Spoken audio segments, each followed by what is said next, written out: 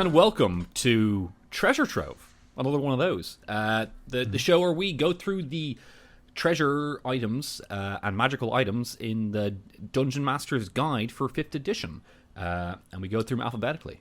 I am Mikey DC, and back on the show is Tim Porter. Hey, how's it going, everybody? I'm back again. He's back, yeah. A lot of going back and forth, but you're finally in one place now and staying there for a bit. I looked up the analytics recently about where most of our listeners are from, and I am actually substantially closer to the majority of them. I'm over stateside. I'm in Americas. So if anybody is in the United States, hit me up. If you're in the United States of America, then go find Tim. Go. It's a treasure hunt. Yeah, it's a treasure hunt. Pick a state and start there. Yeah, I have a side quest for you from your main story, so there you go. Yeah, there we go. Awesome. Yeah, so, and also, Tim, we said it on air already, but congratulations on getting married. Thank you so much, everybody. For you. Congratulations. Oh, thanks. Thank you so much. We said it I got close, married. Yeah, we said it closer to the time, but now you're here, so might as well say it to your face. Woohoo. Daniel's not here because he is busy with something. I don't know, but we wanted to get something out. He's a busy man. Yeah, wanted to get something out. He's obviously doing adult business things.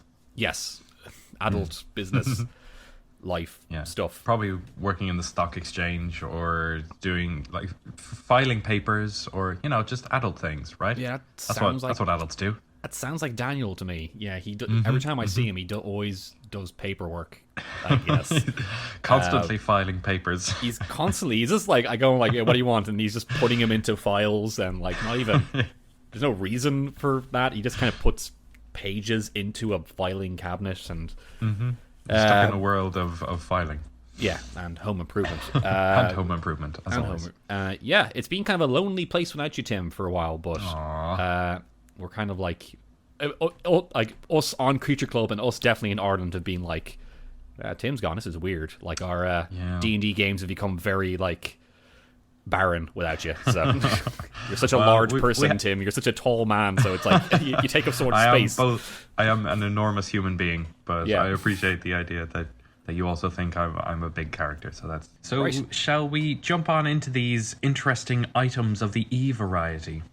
Yes, let's stop with this faffing about with this talking shite. Us trying to pad for time because it's not a huge list of E's, but yes. So this episode of Treasure Trove, we're going through the letter E, and we're going to read the first one for you. Tim, would you like to read the first one? I would absolutely love to. Thank you. So the first item is the Afriti bottle, which is a wondrous item and is very rare. This brass-painted bottle weighs 1 pound.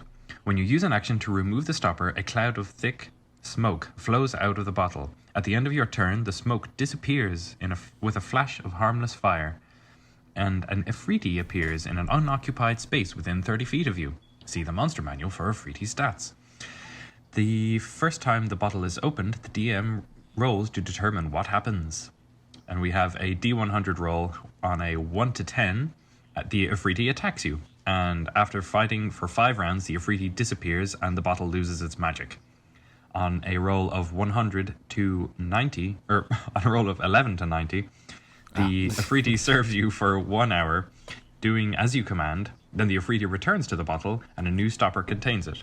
The stopper can't be removed for 24 hours.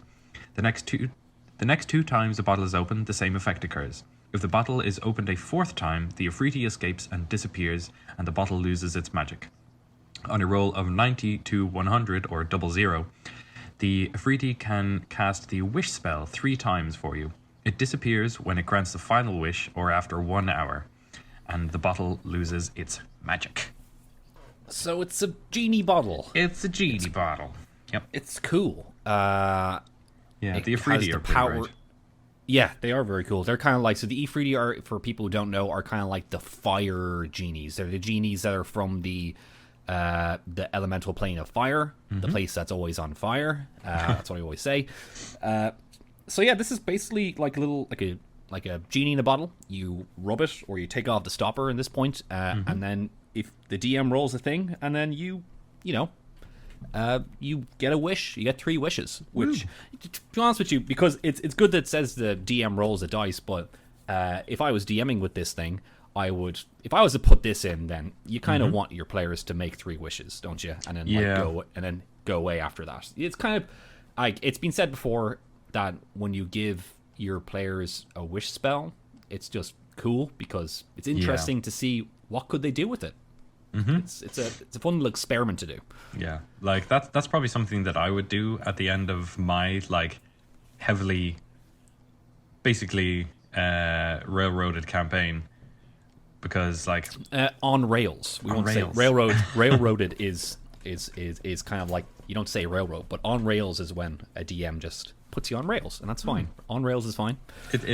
Mine is definitely one of those, and there are directions that I could take it from there, kind of thing. Like, I have other ideas, but like if I wanted to mix it up and kind of work on my improv, essentially, like that is definitely something that I could do, because like if I was to decide that I didn't like, it seemed like the guys weren't going through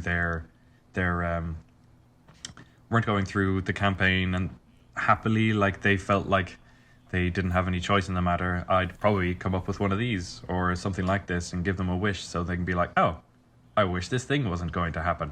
And they're like, yeah, cool. So other things just start moving, and it takes a little bit more improv, and like that's another like huge part of the fun of D&D. Like for me, a lot of the fun is organizing and trying to find out what I can come up with that would be cool, but you know, every way that a person wants to DM is legitimate, you know? That's very true. And I don't know if you did you listen to the last podcast that we put out last week, the Death Knight one? And because before that, myself and Daniel, like when we were eating Nando's that day, sorry, Nando's mentioned a second time, and then we were talking about just D&D. We're not sponsored by Nando's. Don't go there. Still not Nando's. Yeah, it's good, but don't go there until they pay us. But anyway, we were talking about how that I think that when you tell your players beforehand, and I only learned this recently, that if you tell your players of what kind of campaign you're going to do, they'll be up for anything. Like they're up, but they would be up for, and if they're not up for it, they'll say, I'm not into that, and I'm like, that's cool. And then you think about something else. But if you don't tell them, that's when people can get a little bit disappointed. But if you said, "Oh, I want to do this kind of game and this kind of game," then you can put them on rails all you want, because they knew when you told them in the first place. You gave them like a small trailer. That's how I put it. If you give them a trailer, then they say, "Oh, that's kind of a cool trailer. I'm going to do that." And then if they say they're not into it during it, that's fine too. But like, at least you told them. Like, at least you have kind of warned them what kind of game it's going to be. So keep like setting those pitches, I think, is a really cool idea, and we were talking about maybe even coming up with another show for that. I think you mentioned that. That would be kind of cool. We just like as like a special when we're bored and we have nothing else to talk about. Just like we could call it like setting up camp or something, pitching ideas like tents. Pitching tents. But yeah, anyway, giving for like a sandbox adventure anyway, where you're just giving your players your world and they can go around and go in any direction they want. Throwing this at the end of a dungeon, like a genie in a bottle that grants you 3 wishes. It's interesting. If you feel like the campaign's getting a bit stale, giving the players 3 wishes can make it interesting. Like, what if one of them says, I want a castle in the sky, and then bam, you got a castle in the sky there. Maybe there's something in there already.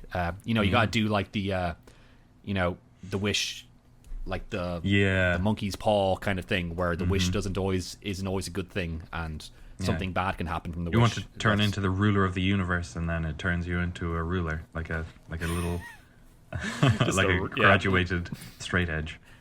Yeah, it turns you into a protractor. That's not even a ruler. I'm sorry. Close enough. But yeah, like I feel like DMs are a little bit scared about giving their players the wish spell. Yeah. And definitely certain kinds of players you would kind of feel, I don't know if I want to give them. I'd say they would ruin the game, for a lack of a better way of putting it. Yeah.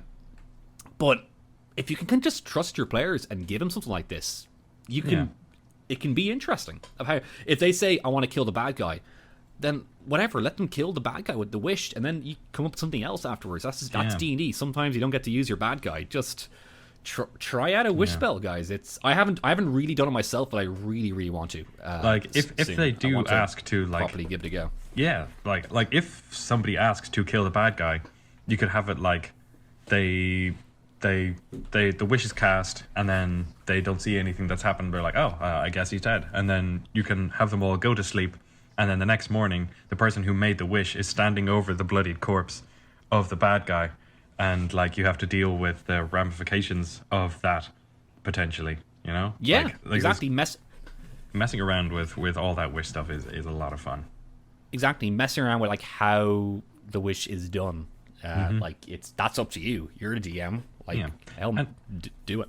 And hopefully your players will not feel like a lot of people do, where it's like players versus the DM. Like they will want you to bring them on an adventure, and they won't want to be like, okay, so I see what you're trying to do here, so I'm going to block you off here.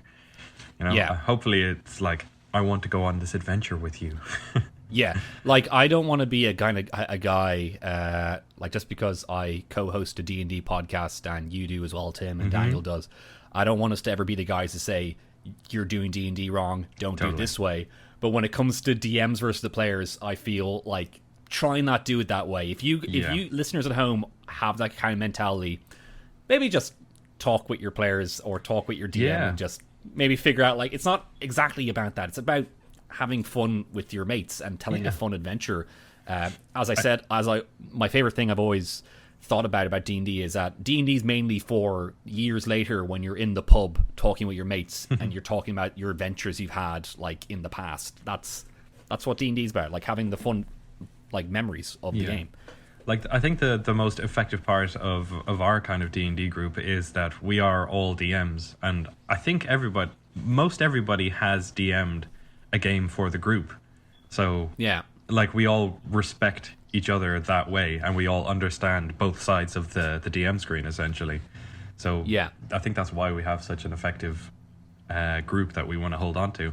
But like, if you are a player and you've never DM'd, or if you're a DM that's never played, like, try to consider the other side.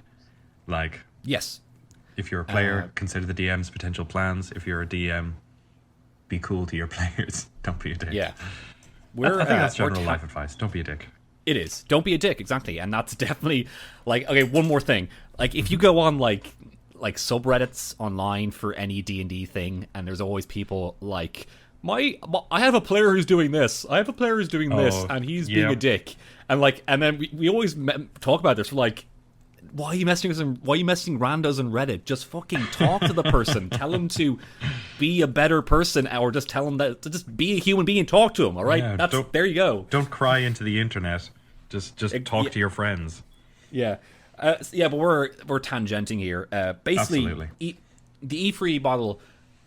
How I would use it is I would just skip that first two stuff and say that it gives you 3 wishes and then go with that.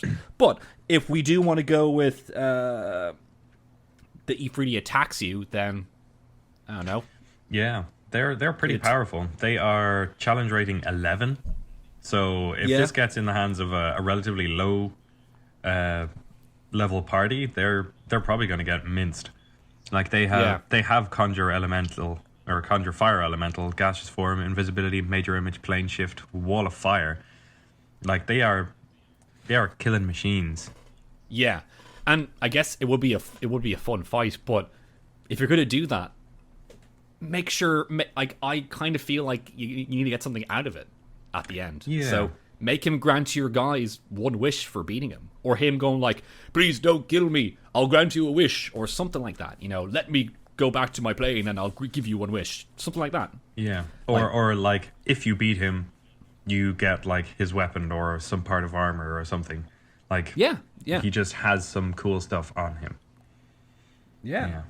Like, reward your players for having fun. $20. $20 in dollars. Here you go, $20 in dollars. What's the first D for? Dollars. 20 hero points that you can use to buy cosmetic skins for your D&D characters. But you get 20, but you need like 5,000 to buy a new skin, like the cheapest skin. I always go for the beach party skin that they released 2 years ago, and they all look so ridiculous, and they're way outdated. I'm still on the Christmas one that you get if you play D&D on Christmas Day. Okay, anyway, E3 bottle. Fun item, potentially world-altering. Yes. Give your players a wish spell. That's all we say. Totally. Number 2, the Ifriti chain. So I think this is a weapon that the guy uses himself. I think it's armor. Or armor, sorry. While wearing this armor, chainmail, legendary, requires attunement. While wearing this armor, you gain +3 bonus to AC. You are immune to fire damage. You can understand and speak primordial. In addition, you can stand on and walk across molten rocks as if it were solid ground. So pretty rad. It is very rad. It's a very cool. Set of armor. So as you're saying, Tim, maybe you get this armor after you beat him. Go. Maybe he's like, here, take my art. He just takes off his shirt and just throws it at you. Just walks away. Yeah, here, take this. Or maybe if like maybe the Afridi is under a curse where he can't talk to you about how to free him from his bonds of this bottle. And if your players work out that if they smash the bottle, he's freed, maybe he will gift them his chain as he kind of walks away and disappears into the elemental plane of fire. Ooh. And that maybe, that's a really cool set of armor. Like the AC is great, but immune to fire damage, like for something to give you immunity, is significant. And if you have an idea for bringing your characters to a place where primordial is a primary language, like this could be a prompt for that, because like I think primordial campaigns don't tend to get thrown around very often. Not really. No, it's not really my go-to one. Yeah, nor I. It might be worth exploring sometime in the future. Yeah, that'll be very cool. Or cool. like just a elemental plane of fire, or even just a volcano area. You know, where you like. I'm thinking like typical me. I'm thinking Legend of Zelda: Ocarina of Time. I'm thinking Death Mountain, where you have to get the red tunic, where you don't burn alive. And this just reminded me of that, where you can, let's say there's a ancient temple inside a volcano, and it's super fucking hot. You don't want to go in there. So you get but you end up getting Ifriti armor, and you can go in there. But you gotta make sure you get enough Ifriti armor for your boys as well. Or maybe the fighter gets this, and like the wizard has a spell or something. Yeah, that could be part of the puzzle. Like your fighter might have this, but he might have to give it to his wizard who has like the teleport or transport via plants for a druid, and they have to walk into the temple and then open this gateway for the others so that they can come into the temple. And it could be like an ancient mystery. Exactly, and that can add to the fun, kind of having you, or like you have to walk over like lava to get to another area or something like that. You could have like a lava walking puzzle at some point. I don't really know how you can do that, but maybe it's there. But you have to remember it's chainmail, so if you're proficient in heavy armor, you can wear it. So whatever, like clerics and fighters, paladins. I think clerics actually are heavy armor they can use. Yeah, they can. Pretty sure. So that's a really nice set of armor, but it is also it is another prompt for a possible reward for a previous encounter, or a potential prompt for future stuff to do in your campaign, or it's a lot of stuff. Or it could just be a cool set of armor, like if you were going up against like a red dragon, it'll be excellent. Extremely useful. You're immune to fire damage, and he just hits you with it, and you're fine. Like, let's say if you're doing like a campaign where you have to fight against red dragons, or like a mean red dragon out there, and then you have this list of ancient artifacts that you can use to help you, and you have to go out and find them to fight this red dragon. And this set of armor is one of them, and then like, oh, let's go find that set of armor before the dragon attacks in like 20 days. That'd be really cool. And then you can probably get like all kinds of, you could probably make up a lot of the other stuff kind of based around that. Like immunity to fire damage is really significant against fire guys, but if you are a party and you only have one, you have to have other stuff for everybody else. So Yeah. I would say like maybe like boots of evasion. Like somebody can get these boots that basically give them the evasion feat, or is it a feat? The feature where Yeah, it's a feat. It's a rogue like a feat. Yeah. Yeah. Yeah. Where basically if you fail a dexterity saving throw, you take half damage, and if you succeed, you take no damage. Which is super cool. Okay. Yeah. That's yeah. It's cool. It's a cool one. Yeah. Yeah. So I lots of remember that. varieties of things that you can do with all this kind of stuff. But Yeah. Cool. A 3D chain. Super cool. That's all I want to say. Yeah, it's a nice little prompt for whatever you need to use it for. It's very, very broad and nice. Next one, Tim. Next item is called the Elemental Gem, and it is a wondrous item, but it is uncommon. So it's going to be easy to find and probably available in your local bookstore. This gem contains a mote of elemental energy. When you use an action to break the gem, an elemental is summoned as if you had cast the Conjure Elemental spell, and the gem's magic is lost. The type of gem determines the elemental summoned by the spell. A blue sapphire summons an air elemental. A yellow diamond summons an earth elemental. A red corundum summons a fire elemental. And an emerald is a water elemental. So is this like the second Pokemon sounding item that we've had in the show? Yeah, it kind of is. You just get to have whatever flavor character you want. Yeah. But just by looking at the pictures actually on this one, I can tell that there's a bunch of Pokemon ones coming up on this show. Yep. All these animals that are on it. But yeah, that is awesome. That's like fun flavor where you just take out this gem, throw it on the ground, and then bam, like an elemental comes out to help you fight. I would honestly put them I'll put them all in the same bag and then see what happens. Yeah. And then just smash it on the floor.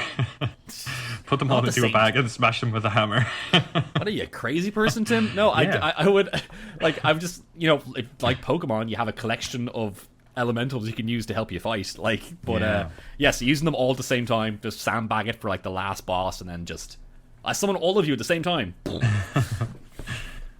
Another cool thing you could do is my mind goes to immediately two different situations where you go to a shop and this dude has these things that he wants to sell to you, and he tells you they can be used as elementals.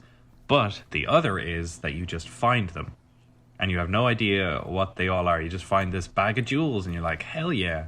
And unless somebody uses the detect magic spell or does something to that effect that allows them to see magic energy, they won't know that they have this cool stuff. They're just a bunch of stuff. Yeah. Or you could, I was thinking, if they get into an altercation or an engagement or something like that, they might get hit. Whoever is holding them gets hit and it smashes one of them. Might be cool. That is a very funny image. Just getting knocked. They it's in their back pocket, and then you knock them over. They fall on their butt, and then it smashes in their butt, and then these elementals just. What am I talking about? But basically he falls on his bag or something. Then he breaks them, shatters them. They just all fly out of his bag, and then God, where'd these come from? Yeah, it is that you have to break it, right? It says they have to break it. You have to. Your players probably spread them out between everybody. So if everybody has one, they get into an encounter, and then one person, I'd say if somebody is knocked prone, roll a d20 behind the screen and then say, all right, so the sapphire you had in your pocket bursts and an air elemental explodes out of your back pocket and lifts you 10 foot in the air. Yeah. That kind of flavor text. And you can put them together to summon Captain Planet or something. Captain Planet. You all have rings made from each of them. Then you get Captain Planet. Was there 5 in Captain Planet? I don't remember. I never watched it. Yeah, it was air, earth, fire, water, and heart. I remember. Oh. Heart was one of them. Which Beautiful. Is really? You get the true power. The true power. Where does he get the true power? I want the true power. All I have is knives. So a nice, simple, potentially fun one to mess around with there. Like, if you get this, try and make sure your players don't forget that it's there, or that they sell them off. Because if they try to sell them off, if they sell them off, whatever, let them sell off. But if you can get them to fall on it and break them somehow, that'll be pretty fun. Like, give them every opportunity to realize that they are what they are. Like, if they get all the way to the merchant without smashing one or encountering something or falling over or anything like that, you can give them like a final ditch effort to like let them see what they are. Like, give them like a perception roll of like 5, where the merchant his eyes like flare open a little bit wider, and he's suddenly like a bit more like, all right, hops on the counter. This is a very fair. No, I'm very fair, so I won't give you any less than this. This is a perfectly normal amount for these sapphires and diamonds and corundums and emeralds. Yeah. He looks at it like, and then jumps up on the counter, does a little jig, and it's like yeehaw, and then steps down and is like, yes. Anyway, you could give him a deception roll, and if he completely fails, he just completely mucks it up. It's like, oh my god. I mean, yes. And then if your players get very good. Oh my god. And if your players eventually get there, just give them the money, whatever. If they want to get rid of it so badly, if they didn't notice, then that's on them, man. That's don't feel bad. That's how D&D goes. Once all their stuff is sold, the merchant just like throws one at them and then summons the air elemental or something, and then they're all like, oh man. Or just let them think it was just diamonds and sapphires. It could just be that, you know. Don't punish them for not realizing. Just like give them every opportunity to see it. Exactly. Yeah. Yeah. There you go. Good stuff. So the elemental gems. Use them. Summon some elementals. There you go. Pokemon 2. The second Pokemon game. It's out already. Next item.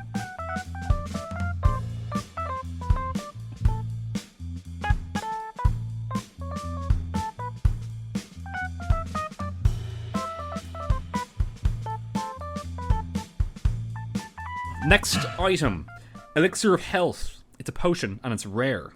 It's a potion. When you drink this potion, it cures any disease afflicting you, and removes the blinded, deafened, paralyzed, and poisoned conditions. The clear red liquid has tiny bubbles of light in it. Oh, how lovely. So, there you go. It cures any disease.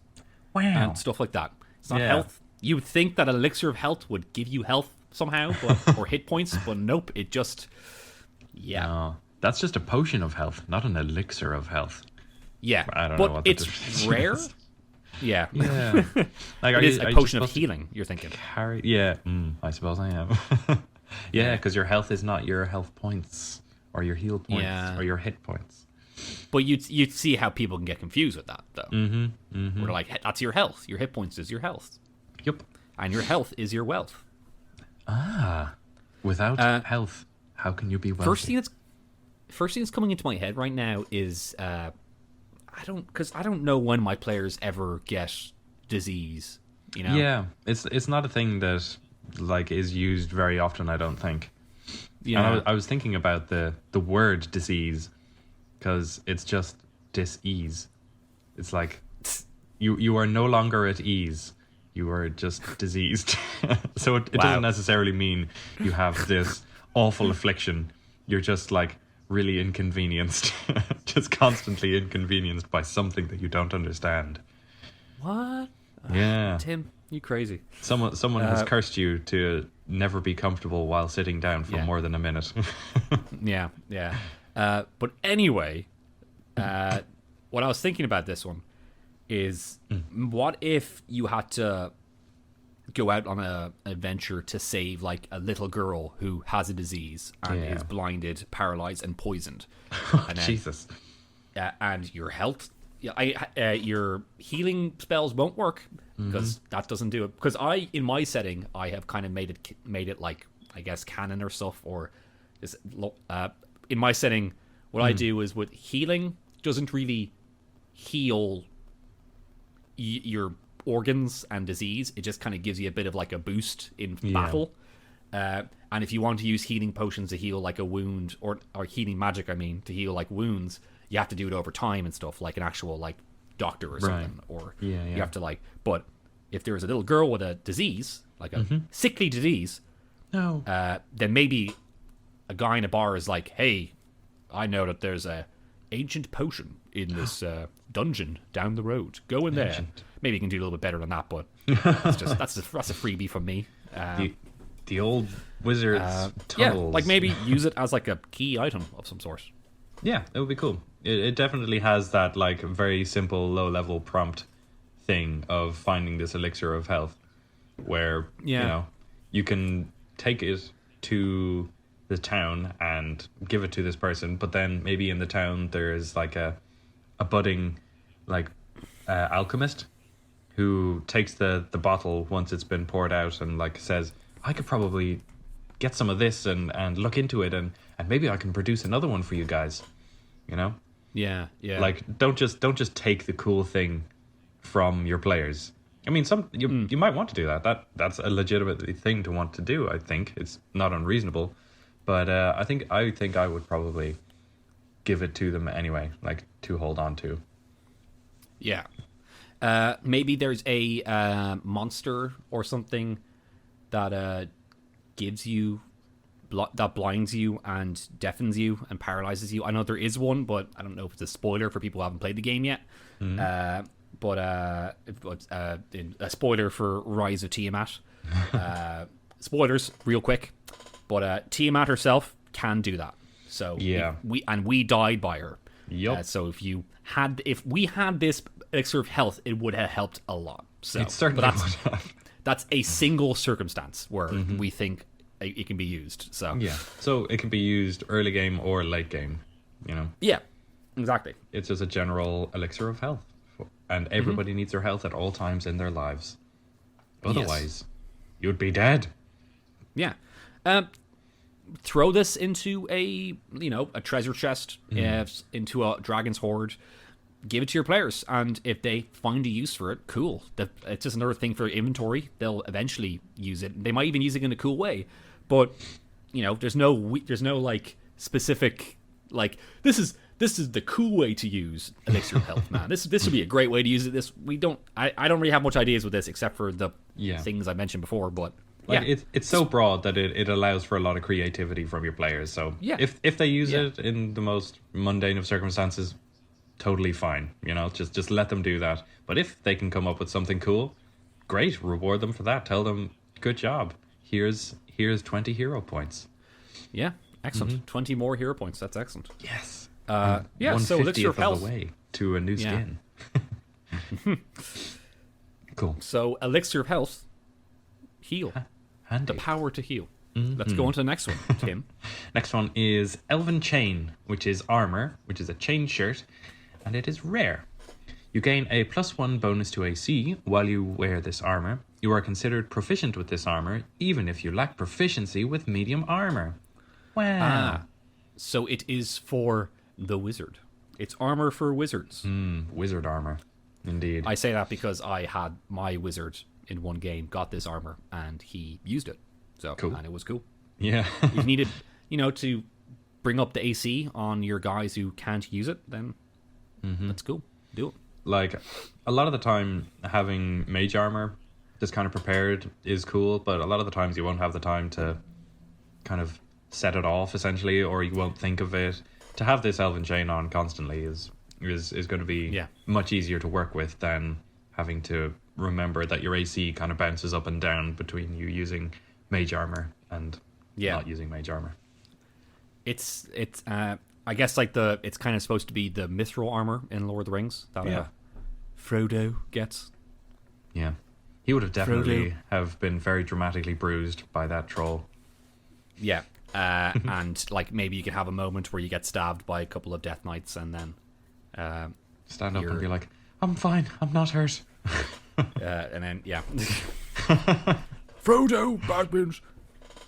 I'm dying, Frodo. A spear could have skewered a wild boar. As Aragorn said. Oh, yeah. Yeah, so this is cool. This is just a great item to throw into a treasure room or just as a reward, because anybody would use this. Like, if you have a spellcaster, or if it's mainly for like the wizards or like a sorcerer or something like that, where they want armor. There you go. There's armor for them, and that any spellcaster would love that. So it's a great reward, I think, to give to your players. I don't think there's a huge amount more to it, because everybody knows that. I mean, there's no extra stuff. Like, it's Elven Chain, but it has nothing to do with being Elven. Like, it doesn't give you what the Afriti Chain does, where it gives you a language and a whole bunch of cool stuff. It's just made by the elves, and it's good. Yeah, maybe, I guess you can use it for, you get it somehow from elves. Maybe they can say, we made this for you. Gandalf, here, take this. Maybe you're in like you're in a village with a couple of elves, and you help them out, and they give this to you. You know, just because it says Elven, then I don't know, make sure an elf gives it to you. That might be cool, just for lore reasons, maybe. Sure. What pops to mind for me is, like, you're in this little village, and they have a few small, like, artifacts from when their town was previously a bit more prosperous, and this might be one of them, and they'll give it to you for completing whatever small quest or adventure hook that you can come up with for them, and this could be a sweet little reward. Get me 17 boar asses. And hides. 15 hides and 17 asses. And then you get them back and you get this. Yeah, sweet. So not much to say on the Elven Chain, but all we have to say is it's a great item and any player would love it. Yeah, so sweet little buff. Nice. Give it to your players. Yeah, give it to your players this Christmas Eve. Shall we move on to the next one? Of course. It's my turn to read. The ever-smoking bottle. Wondrous item. Uncommon. Smoke leaks from the lead-stoppered mouth of this brass bottle, which weighs 1 pound. When you use an action to remove the stopper, a cloud of thick smoke pours out in a 60-foot radius from the bottle. The cloud's area is heavily obscured. Each minute, the bottle remains open, and within the cloud, the radius increases by 10 feet until it reaches its maximum radius of 120 feet. The cloud persists as long as the bottle is open. Closing the bottle requires you to speak its command word as an action. Once the bottle is closed, the cloud disperses after 10 minutes. A moderate wind, 11 to 20 miles per hour, can also disperse the smoke after 1 minute. A strong wind, 21 or more miles per hour, can do so after 1 round. So, yeah, smoke. Yeah. It's our second smoking bottle, and we've had our second set of chain. The old E's seem to be recycling a couple of ideas. Like with the Afriti, when you use an action to remove the stopper, a cloud of thick smoke flows out of the bottle. When you remove the stopper, a cloud of thick smoke pours into 60-foot radius. They sound like they're recycling ideas. Tim. Tim, look, listen. Come on now. Yeah, imagine if you had to, like, Johnson, get me 25 different magic irons for this book by Friday, all right? Yes, sir. Yes, sir. I'm sorry, sir. I want them pictures of Spider-Man. More pictures of Spider-Man. Yeah. With this item, the most bizarre thing, I think, is the specificity of the speed of the wind. It is a little bit weird, yeah. 11 to 20. If it's 10 miles an hour, it stays there for the full 10 minutes. I think that it's just really, like, you know that someone asks a DM this question, like, how strong does the wind have to be? Like, I don't fucking know. But it's written there, like, 11 to 20. There we go. Like, it's just there so they don't have to look it up or, like, you know, but it is weirdly specific. I know it's very strange how they say it. And I think of these like smoke bomb kind of ideas, and like the smoke cloud spell or whatever it is. I can't remember what the actual spell is called, but like having it be affected by the wind really removes some of the magic, I think, from it. Like, Yeah. when you call a storm, the storm stays wherever you put it, and that's just you just made weather happen with your magic spell. Or you can make a puff of actual smoke that disperses eventually. You have no control over it. Yeah. But I don't know, it's strange, but also it's another one of those items where if you give to a player, they could find an interesting use for it. It's just another kind of fun thing to put into the utility belt for your players.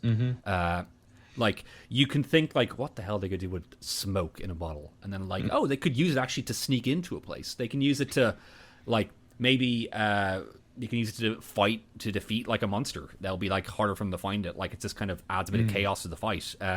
Maybe give it to a villain, and then they're trying to sneak around, and they can like use a smoke bomb to, like, get away.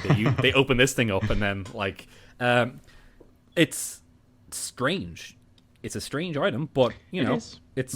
But I think it's kind of generic. Like it's like a smoke bomb. Like it's just a big old poof of smoke, which has its uses, which is why it's probably stuck around for so long as a concept for escaping or clandestine operations of any kind. Basically, like smoke grenades are a thing in the real world that are used.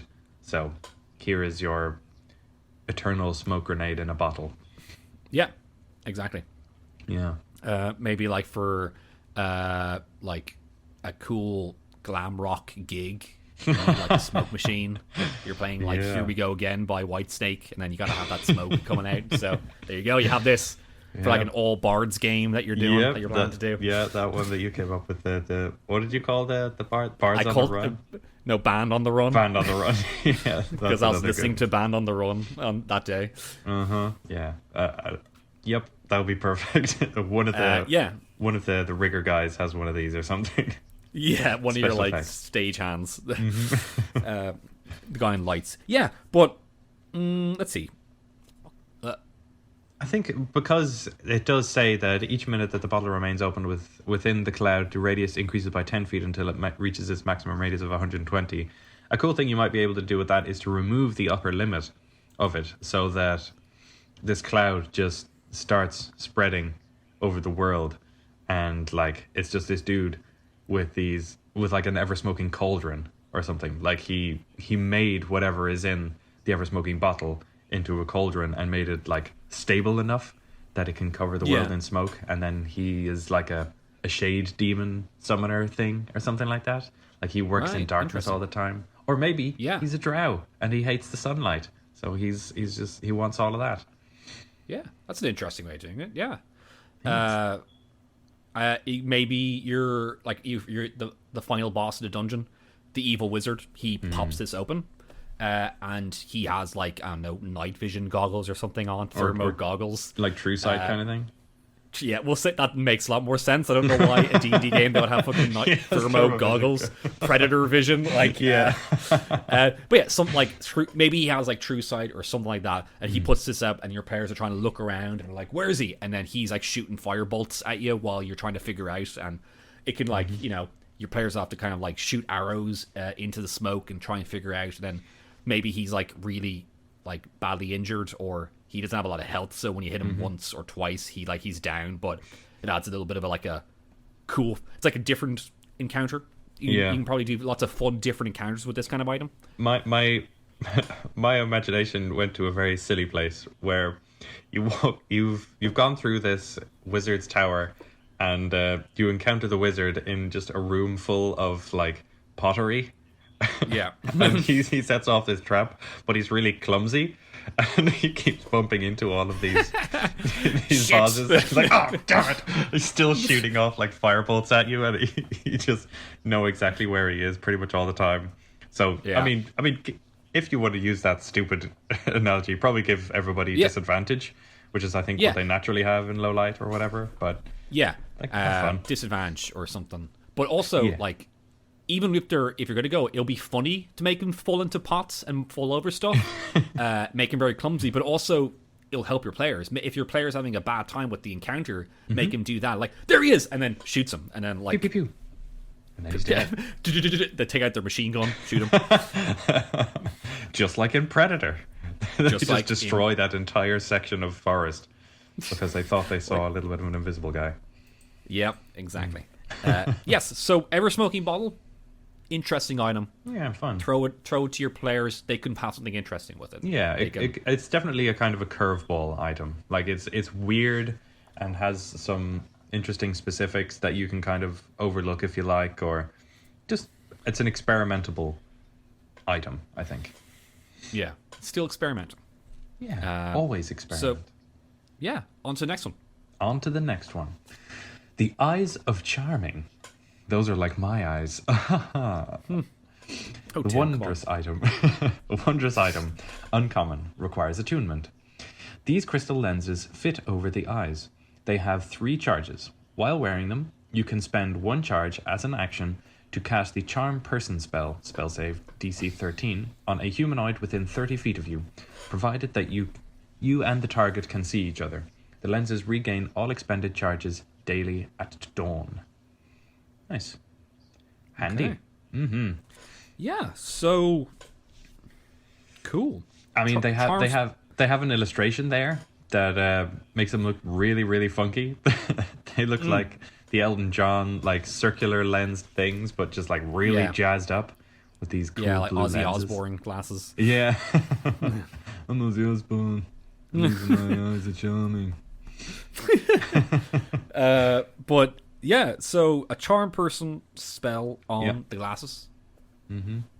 It's basically either for someone who can already cast Charm Person, that's a spell that they don't have to prepare, or for somebody, I'd say maybe a thief or a smuggler would probably be able to use these really, really effectively. Like if you're doing that kind of a campaign, I think that would be really cool. I like the idea of giving this to a villain in your game.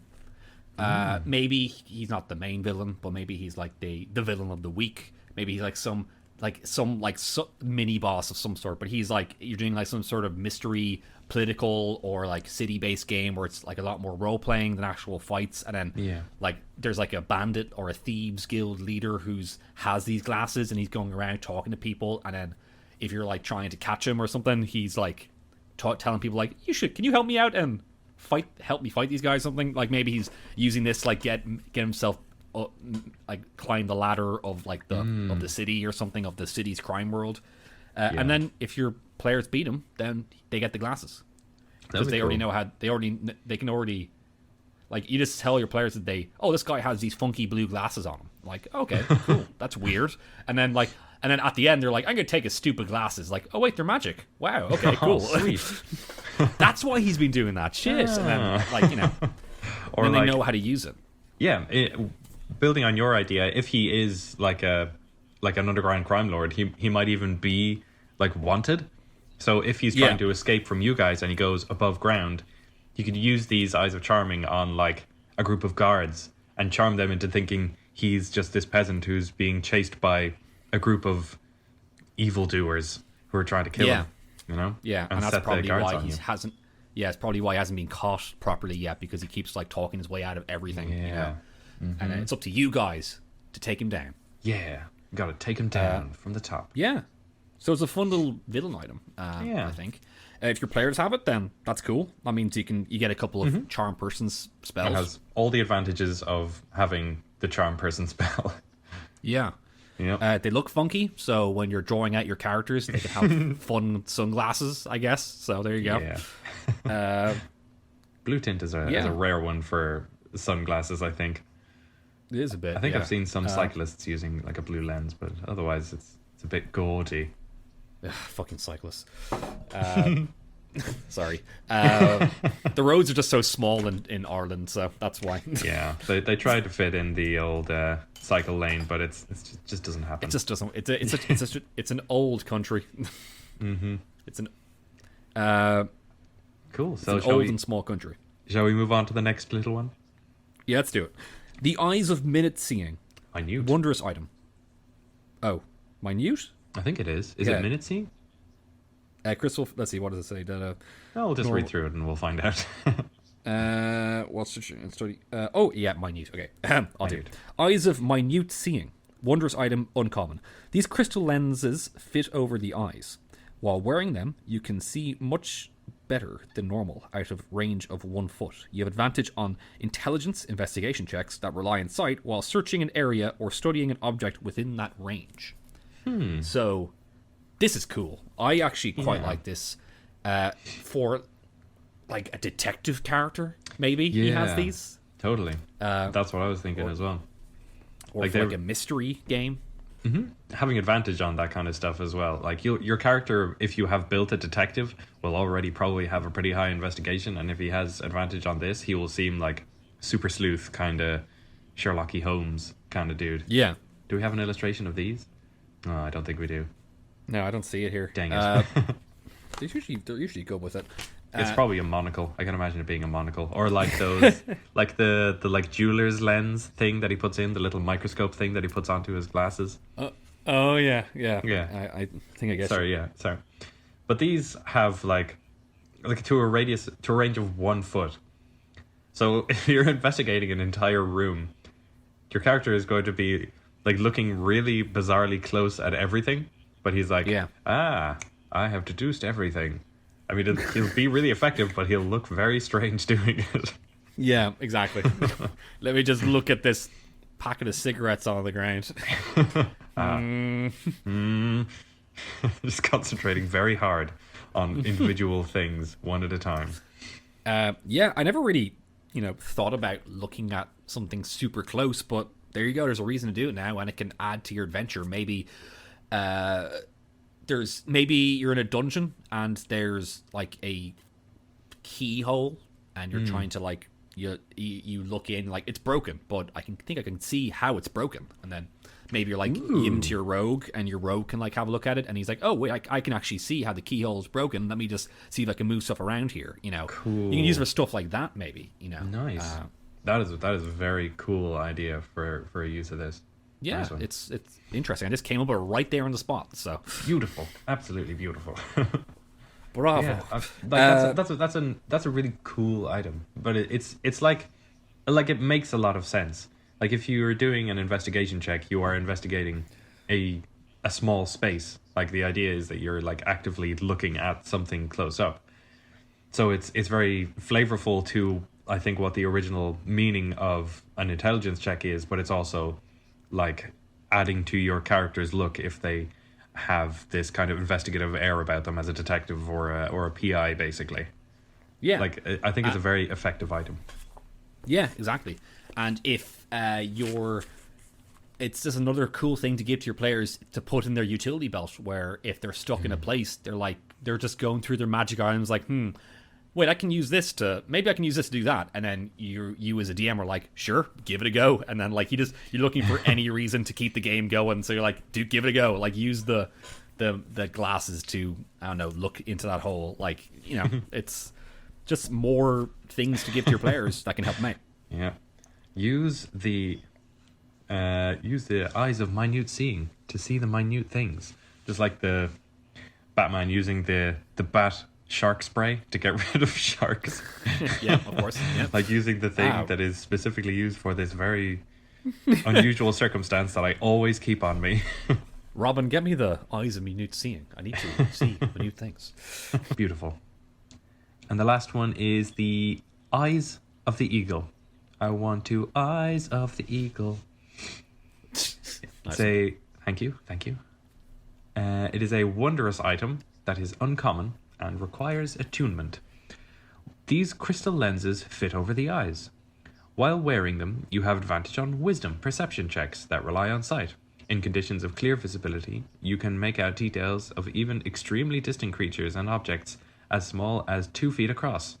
Now this is a real original idea that we've never heard anything similar to before. Isn't it incredible? Yeah, it's like the one before. Wow. But this one requires attunement. I give it to a sniper, maybe. Oh yeah. Maybe it's like a scout in like a perilous Arctic desert, maybe, and even like a normal, like a sandy desert as well, where it's windy and you can't see anything, like a sandstorm or like a snowstorm, and you're trying to look through, but you have these, maybe it can give you a hand looking through. Like a scout very, very character. Cool.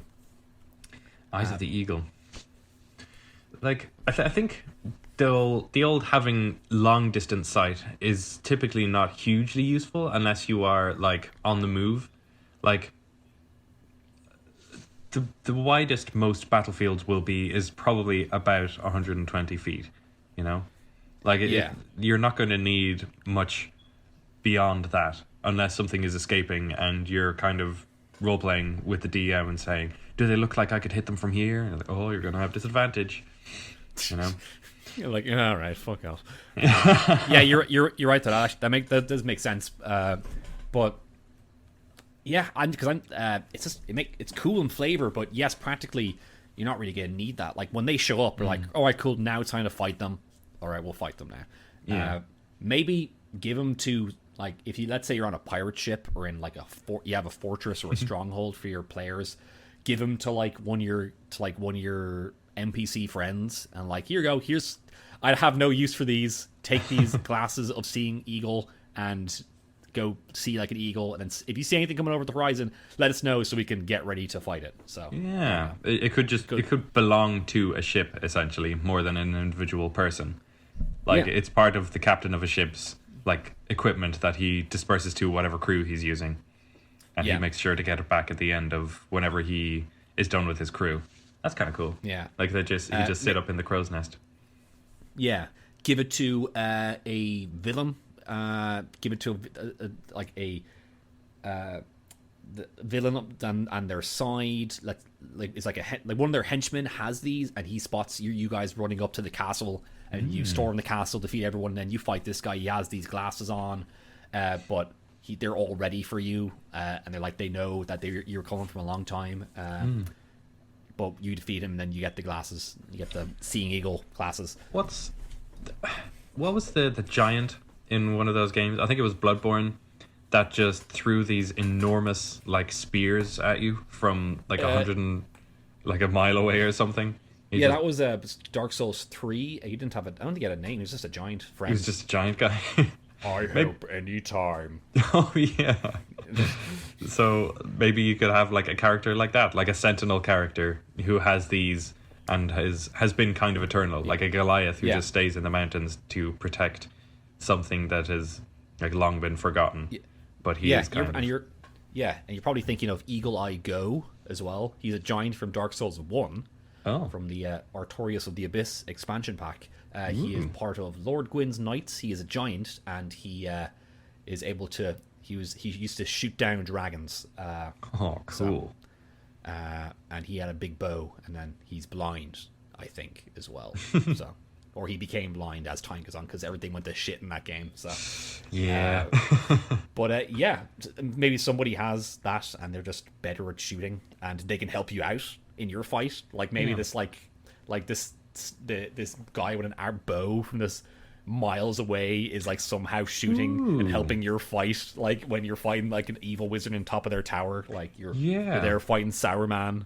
It's like if you give these to some NPC like that kind of relatively travels with you, you could pretty much always have a layer action. Yeah, like you could just have this sniper that follows you around, or this scout that is just always nearby, and once it gets to like, I don't know, initiative like 15 or something, you just wait around to see if he does anything, if he's been paying attention. And that's like if you're doing like a real like stronghold game where you have a bunch of like stronghold like heavy game where you have a bunch of followers as well, and you kind of when you get all these magic items and you're like, maybe I can give some of these to NPCs, then you can be rewarded for that, where now you have an NPC who can help you out in your fights and like shoot guys from super far away, and then now you have someone always watching your back, and that's cool. That's a very cool way of looking at it. I think a cool thing you could do with it also is to remove the disadvantage for distance shooting with like a longbow or a heavy crossbow. I think that would be cool. Like once you are attuned to it, you just have this much more accurate sense of what's going on. Yeah, get rid of that disadvantage for like 600 feet, Yeah. like whatever it is for a longbow, I think. Yeah, it's 600, I think. Or maybe it's 8. I don't know. Whatever it is. Yeah, whatever. But that's a cool way of looking at it too. Or even do a different item that's for that. Make your players seem like give it to them for when they get to like a super high level, and then they make them super powerful and superhuman, and they can shoot super far away, and that's cool. Yeah, I like that. Sweet. There we go. Yeah. That's all the items we got, though. That is every single one of the E items. Yeah, we decided to talk shite a lot in this episode. Because, We did a bit. because we knew it was going to be a short one, so we ended up padding it to a regular size episode, Hey. and I'm happy with that. How about that? That's excellent. Indeed. Anything last in these items, Tim, that we got mentioned before we wrap up? I think Elemental Gem might be able to be used as like a trap by a villain. Like they present like the actual king in the world with a ring that has like a detonation switch in it or something that is going to go off at some point in the future, and it like kills the king or something. Interesting. That's an interesting assassination tactic. Yeah. Like, D&D games are full of regicide, so Kill every king. Yeah, if you're a king, then you're not going to be alive for a while. Not going to be around. A villain's going to kill you, or a D&D party's going to kill you. Like, yeah. Mm-hmm. Depending what kind of king or you are. Yeah, or you are a villain, and then that's the D&D party going to kill you. That's fine. If you can't tell if you're a king and you can't tell who the villain is, you are the villain. Yeah, I need that motivational poster on my wall in the gym. Cool. Oh yeah. With a weird picture of Goku on it or something. Nice. Like Goku. Because there's always these weird Black motivational gym. There's these like weird motivational like gym T-shirts that like have a weird quote and it has a picture of like Vegeta on it. Yeah. And they're always like advertise me on Facebook. They're just like, why is Vegeta on this? I know he trained too, but like still. Anyway, enough talking shite. Enough talking shite. Do you have any other notes for any of them? I not really know. I kind of said I said my piece on the items. Cool. They're cool. I like them. Give them to your players, and that's the thing about magic items. If you give them to your players, they will find a use for them. Or they'll completely forget about them, because that happens. And that happens. That's fine. Let them forget about it. Yes. Do you want to wrap us up, Tim? You haven't done it in a while. So, thank you everybody for tuning in again this week to our delightful little podcast.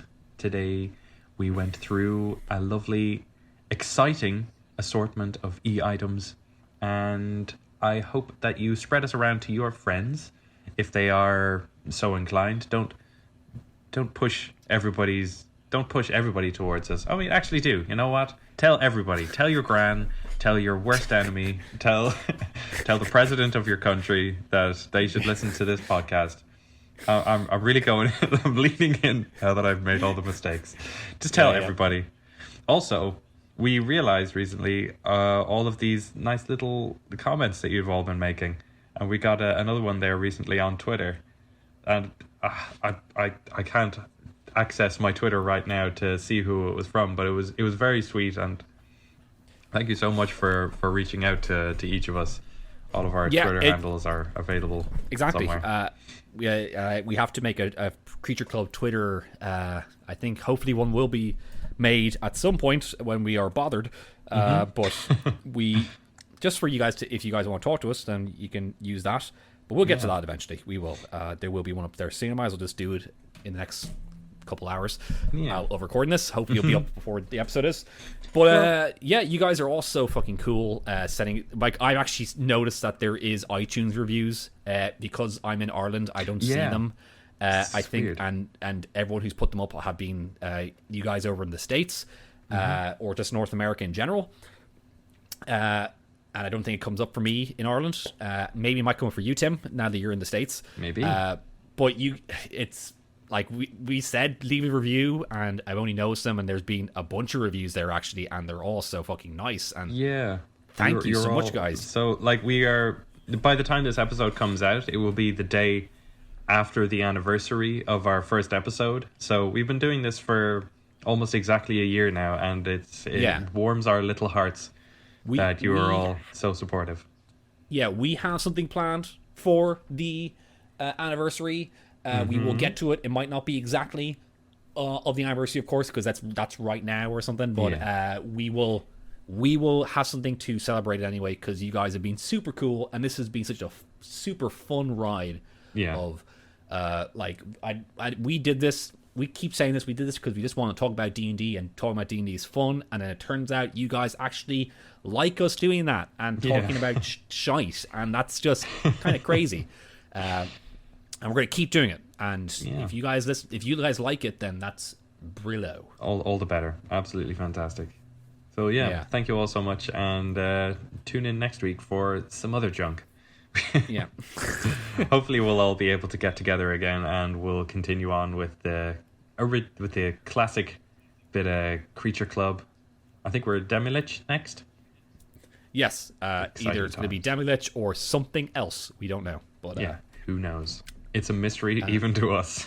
Like it's going to be another Creature Club episode, or just another shite talking episode. But we're gonna say probably Creature Club, but don't hold us to that. So thank you all so much for tuning in every week. And I have been Tim. And I have been Mikey. It's your sign off. Yeah. Yeah. I'm not used to saying it. I'm being Mikey last and then saying stay cool. All right. Stay cool. Bye.